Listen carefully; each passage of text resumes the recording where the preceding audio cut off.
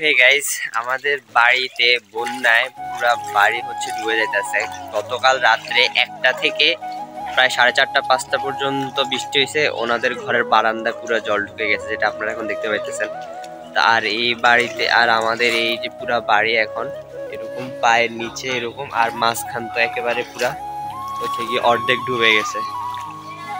আর আমাদের প্রান্তদের রান্নাঘরে ঢুকে গেছে। ওরা এখন রান্না করার জন্য বড় ঘরে মনে হয় গ্যাসের পাম্প দিয়ে রান্না করতেছে।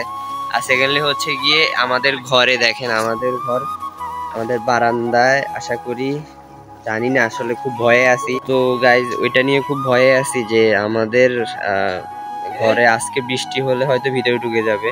আর ওনাদের এইদিকে ধার ভেঙে গেছে। এভাবে যদি এটা রান্নাঘর, বেশি মাটি সরলে কিন্তু একেবারে ভেঙে যায়। ওটা নিয়ে খুব একটা ভয় আছে। আর আমাদের ঘরে তো আজকে এদিকে পড়ে গেল রে, আমার সাথে ধাক্কা খাই। আর এইদিকে দেখেন আমাদের বারান্দা। সত্যি বলতে গাইস খুব একটা ভয় আছে, কারণ আশেপাশের অনেকগুলা বাড়ির লোকজন গিয়ে ইয়েতে উঠে গেছে। না, রাস্তায় না, ওরা সবাই আশ্রয় কেন্দ্রে উঠে গেছে। তোর মিটার ওই 5 তলাতে। তারপরে আমাদের স্কুল মাঠে এখন কোনো জায়গা নাই। স্কুল আমাদের 4 তলা না রে, হাই স্কুল 4 তলা, তারপরে প্রাইমারি স্কুল 2 তলা। একেবারে কোনো জায়গা খালি নেই, সবাই উঠে গেছে, একদম কোনো জায়গা খালি নেই। তো মানে একটা ভয়ে আছি যে আমরা যাব কোথায় যদি আমাদের বাড়িতে ঘরে পানি উঠে যায়। আজকে কালকের ভিতরে যদি বৃষ্টি হয়, ভগবান যেন বৃষ্টি না হয়, হলে কিন্তু আমরা পথে নেমে যাবো একেবারে। মানে কোথায় যাব জানি না, বাট বাড়ি তো আমাদের ঘর বাড়ি সব ডুবে যাবে একেবারে সব। এই যে সব একেবারে বাড়ি আশপাশ মিলে সব একেবারে ডুবে গেছে। তো গাইজ এইদিকে একটা বাড়ি আছে, মানে বাড়িটা মনে হয় ওনাদের ঘরগুলো নিচু নিচু। অনেক ঘর এখন ওনারা ঘর থেকে আরেক ঘরে যে উঠছে, যাদের ঘরগুলো উঁচু আছে।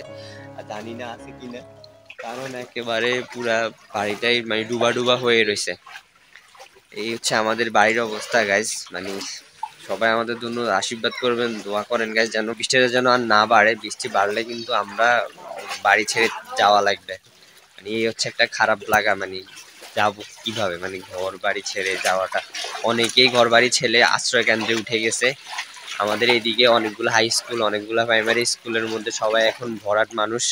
আরো আমাদের বাজারে অনেকগুলো জায়গা আছে, ওখানেও 3-4 তালা যাদের ঘর আছে ওখানে সবাই উঠে গেছে। তো আসলে জানি না কি হয়। তো এই আর কি অবস্থা আমাদের নোয়াখালী হাকিমপুর গ্রামে।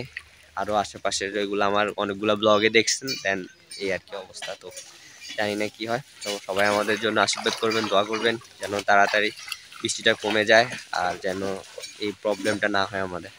তো গাইস, এই ছিল আমার আজকের ব্লগ। Thank you.